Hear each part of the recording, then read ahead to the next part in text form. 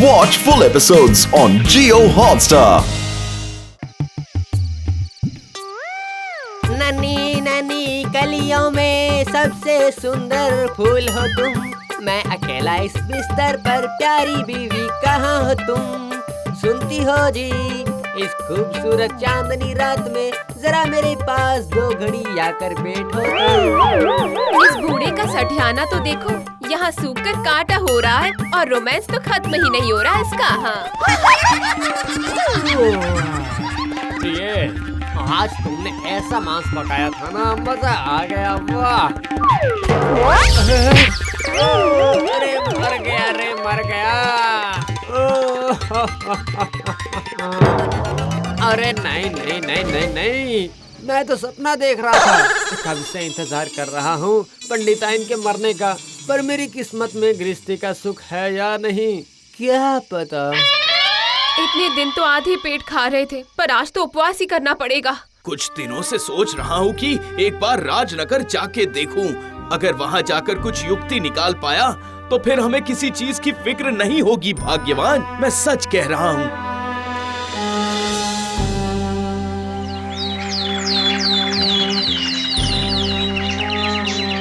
इसे अपने साथ रख लीजिए, रास्ते में भूख लगे तो खा लीजिएगा।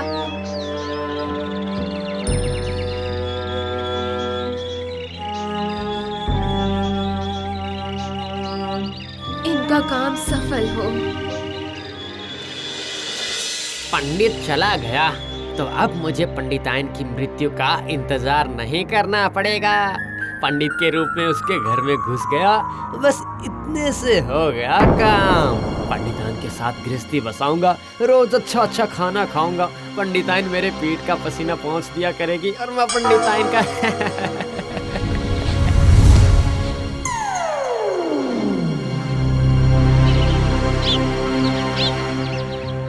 अरे प्रिय, कहाँ हो तुम? जल्दी से यहाँ आ जाओ, देखो मैं आ गया हूँ। आप लौट कैसे आए? हमारे भाग्य खुल गए हैं। जरा देखो देखो, मैंने रास्ते में क्या गिरा पाया। ये क्या? एक थैली मोहर आपको रास्ते में गिरे हुए मिले? लो लो, इसे अपने पास रखो और आज अच्छा खाना पकाओ। मैं बाजार से सामान लेकर आता हूँ।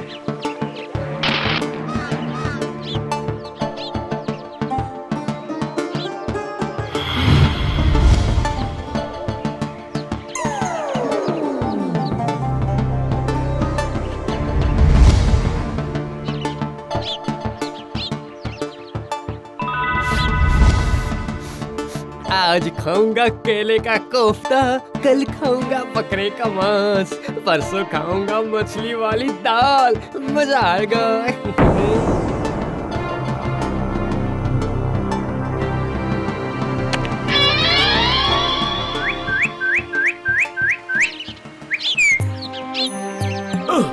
ये रास्ता तो जैसे खत्म होने का नाम ही नहीं ले रहा है। मुझे भूख लग रही है। मैं बिना आराम किए अब आगे नहीं चल पाऊंगा।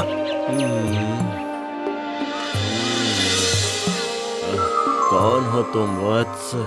मैं इस रास्ते से काम की खोज में आगे जा रहा था, पर आपको देखकर तो लगता है कि आप भूखे हैं। मेरे पास ये पोहा है और खाने के लिए कुछ और भी है। आप दया करके ग्रहण करिए बाबा, ले लीजिए बाबा। बाबा,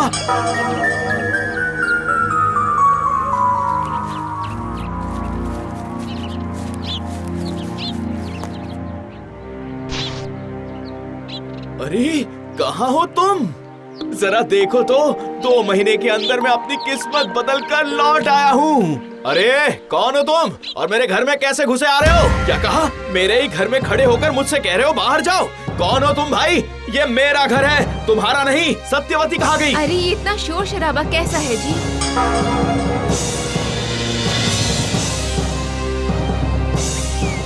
हाँ?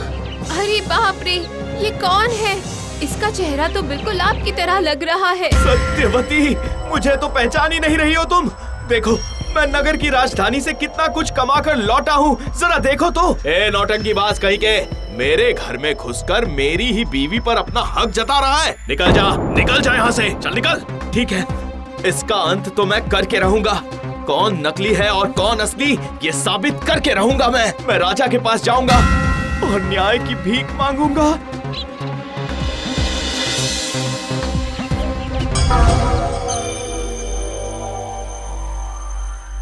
महाराज को सादर प्रणाम। बहुत मुसीबत में फंसकर आपके पास गुहार लगाने आया हूँ। क्या बात है, बताओ। ए, कौन हो तुम और मेरे घर में कैसे घुसने चले आ रहे हो? मेरे घर में खड़े होके मुझसे ही पूछ रहे हो कौन हो तुम? तू मेरे घर में क्या कर रहा है और सत्यवती कहाँ है? अरे बाप रे, ये कौन है? इसका चेहरा तो बिल्कुल आपकी तरह लग रहा है।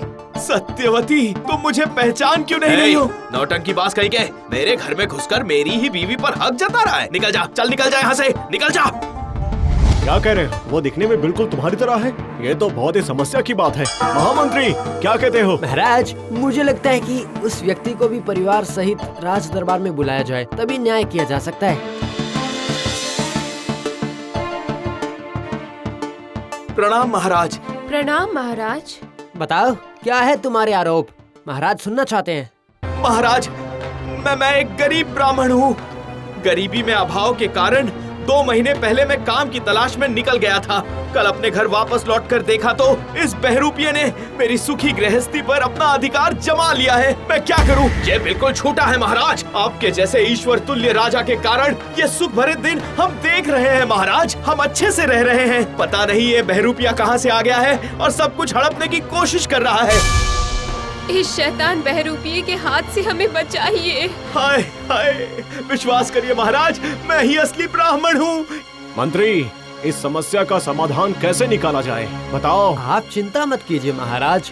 अच्छा पंडिताइन, क्या तुम्हें अपने पति के शरीर का कोई ऐसा चिन्ह या निशान पता है जो आमतौर पर बाहर से दिखाई नहीं पड़ता हो?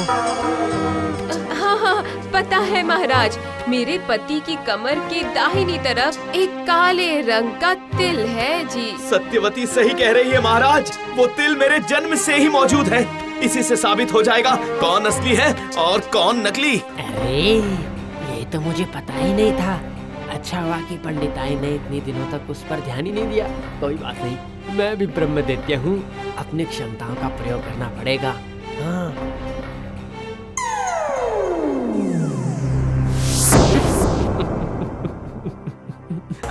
वो तुम्हारा जन्म का निशान नहीं है बहरूपिये, मेरे जन्म का निशान है। महाराज, आप इसे वो निशान दिखाने के लिए कहिए। अगर ये दिखा नहीं पाया तो इसके लिए इसे कड़ी से कड़ी सजा दीजिएगा। ये बिल्कुल सही विचार है।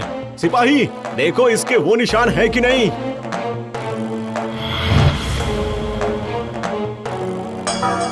नहीं महाराज, इसके शरीर पे कोई निशान नहीं है। ये देखिए। कहीं कुछ तो गलत हो रहा है महाराज, जरा ठीक से देखिए ना। चुप रहो पंडिताइन, तुम्हारी ही बात का मूल्य सबसे अधिक है। बोलो। महाराज, ये नकली है। इसे कहीं निशान नहीं है। मुझसे कोई गलती नहीं हो रही है। तो क्या अब मैं अपना निशान दिखाऊं महाराज?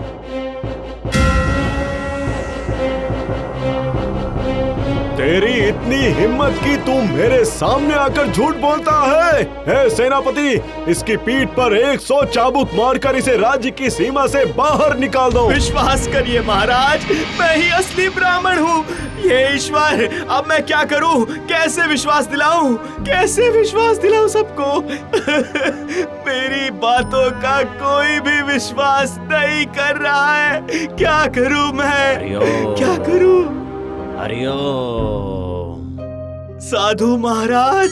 आइए, आसन ग्रहण कीजिए महाराज। वो तो जरूर करूंगा। मैंने सुना है कि इस राजसभा में कौन असली है और कौन नकली ब्राह्मण है, इसका न्याय हो रहा है। पर न्याय तो हो चुका है। यही तो है असली ब्राह्मण महाराज। ठीक है, ठीक है। जब आपने किया है तो न्याय सही ही होगा। ठीक है, ठीक है। फिर भी आपकी अनुमति मिले तो मैं एक बार और परीक्षा लेकर देखना चाहता हूँ। जो आपकी इच्छा, मेरे लिए आपकी इच्छा सर्वोपरि है। बड़ा आया मुझे पहचानने वाला। देखता हूँ कैसे पहचानता है। ब्राह्मण के न्याय का मतलब है ब्रह्मत्व का न्याय, और ये न्याय बहुत ही कठिन है। बहुत सारे देशों में भ्रमण करने और बहुत तपस्या करने के बाद मैं ये जान पाया हूँ कि असली ब्राह्मण में ऐसा तेज होता है जिसके द्वारा वो कोई भी असाधारण कार्य कर सकता है। इसलिए इन दोनों में से जो असली ब्राह्मण है वो अपने ब्रह्म तेज के बल से मेरे हाथ में ये जो बोतल है इसमें अनायास ही प्रवेश कर सकता है। अब बताओ तुम दोनों में से कौन ये कार्य कर सकता है? ये आप क्या कह रहे हैं साधु बाबा? ये तो असंभव है। अच्छा, तो इसका मतलब मैं मान लूं कि तुझ में ब्रह्म तेज नहीं है। पर मुझ में तो ब्रह्म तेज मौजूद है साधु बाबा।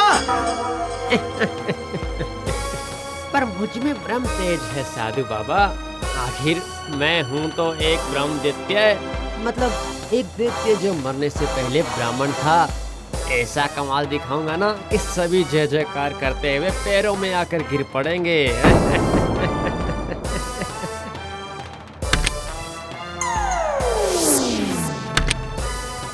अरे अरे ये क्या अरे साधु बाबा, अरे बाहर निकालो मुझे। अच्छा नहीं कह देता हूँ, बाहर निकालो मुझे, ये आप अच्छा नहीं कर रहे। क्या हुआ? अब समझ गए ना कि कौन असली ब्राह्मण है और कौन नकली है। ये ब्रह्म दैत्य ब्राह्मण का रूप धरकर इसके घर का मालिक बनकर बैठा था इतने दिनों से। आपका बहुत बहुत धन्यवाद। आज अगर आप यहाँ नहीं होते तो मेरे हाथों एक निर्दोष को सजा मिल जाती। हाँ हाँ, मुझे अपनी गलती का एहसास हो गया है। सुनिए, मुझे माफ कर दीजिए। आपने मेरी जिंदगी बचा ली साधु महाराज। मैं आपका आभार व्यक्त करता हूँ, आभार व्यक्त करता हूँ। तुम बहुत ही धार्मिक इंसान हो, इंसानों पर उपकार करते हो। तुमने एक दिन मुझे खाना और पानी देकर मेरे प्राणों की रक्षा की थी। देखा ना, जीवन में अच्छे कार्यों का फल जरूर मिलता है। हमेशा सत्य की राह पर चलना। Hariom Hariom. Watch India's largest kids library only on Jio Hotstar. Download the app now.